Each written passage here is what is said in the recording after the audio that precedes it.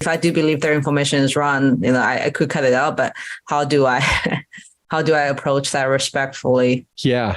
I have noticed, and this is another sales strategy. It's called feel, felt, found. Feel, felt, found is really good to overcome somebody's objection.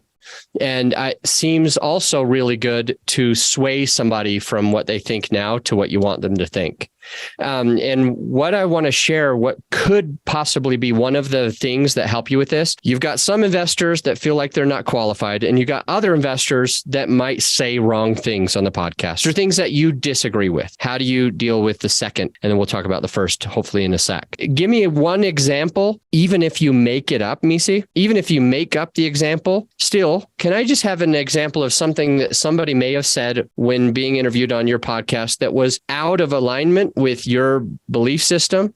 So then we can talk about how we could address that thing. Sure. For example, there's an investor, he talked about how currently the economic cycles are as bad as 2008, 2009. And I may not agree with that. And I pointed out some of the differences, and then he followed up, and it was okay. He followed up with his facts, and I kind of talked about mine. We kind of moved on to another topic, just, sharing perspectives.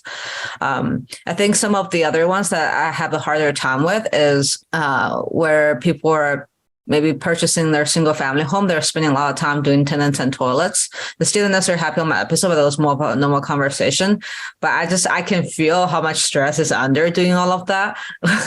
And I can feel it when he's talking and all that, but he still believes, that's the way he needs to do it. And let me just stay, because I can't think of two things at once. It's too hard. So I want to hit on the first one that you mentioned, and then maybe we can hit the other one if it doesn't answer your question. And the first one was the 2008 economy issue, this disagreement that you may have had with somebody that was on your show. And you're not trying to tell people that now is a bad time to invest, because you feel like now is a good time to invest.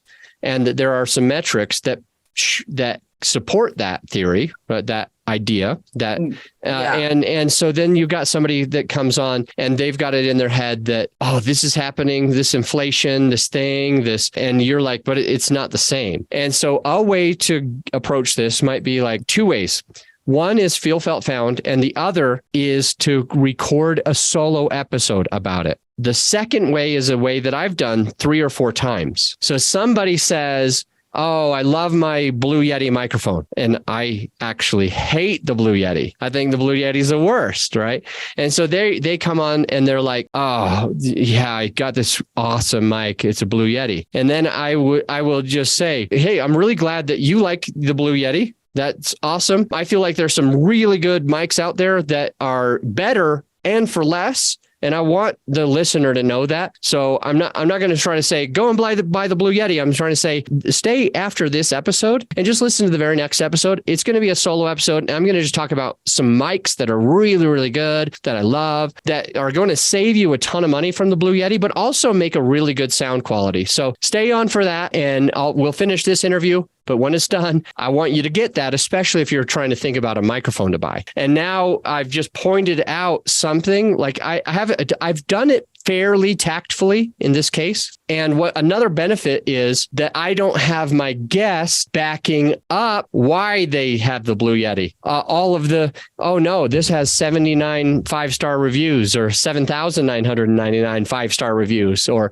oh no, when I type in best podcast mic, it's what comes up on Google immediately. So proof in the pudding, Adam. And now all of a sudden now my listeners like, okay, maybe Adam doesn't actually know what he's talking about, because this guy's got some, or gal has got some real facts behind what they're doing that's different. Same thing with you. 2008 economy issue disagreement. You rebuttal, you say, no, actually today it is a good time because of this, this, and this. And then he's like, no, actually it's not because of this, this, and this. And now your listeners thinking to themselves, maybe I shouldn't be investing with Micy if she doesn't know all those things, because we allowed him the opportunity to rebuttal. And sometimes the rebuttal is meant for really healthy discussion. And other times we can realize that it can confuse our listener or take away some of our credibility. And so you might do it like, Mike, I want to acknowledge that you are uncertain about the market right now. I want to do for the listener who's either uncertain or not sure what to believe, I just want to do a solo episode that I can pour into you, the listener, where I want to talk about the market. I want to talk about the pros, the cons,